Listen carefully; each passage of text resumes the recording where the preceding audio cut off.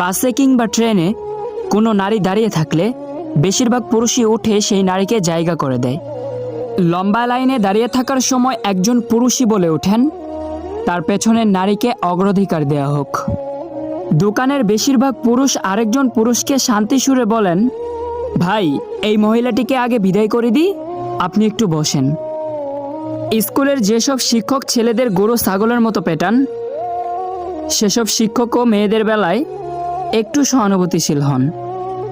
কোনো পুরুষকে তার জীবনে সবচেয়ে বেশি ভালোবাসার মানুষের কথা বলতে বললে সেই পুরুষটি একজন নারীরই নাম বলবে। হ্যাঁ, কিন্তু কট্টর নারীবাদ পুরুষের এই ব্যাপারগুলোকে শ্রদ্ধা করে না, বরং অস্বীকার করে।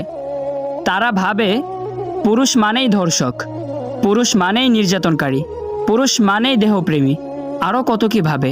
তারা মনে করে পুরুষ রাস্তাঘাটে বেরোয় হয় নারীদের ধর্ষণ করতে। সবাই কি এক? সবাইকে এক চোখে দেখা উচিত? এইরকম একচোখা চিন্তাকে আমি মনে প্রাণে ঘৃণা করি। শুধু আমি না, আপনিও ঘৃণা করেন। তাই মেয়েদের এটা ভুলে গেলে চলবে না, প্রত্যেক পুরুষের মধ্যেই একজন বাবা বাস করেন।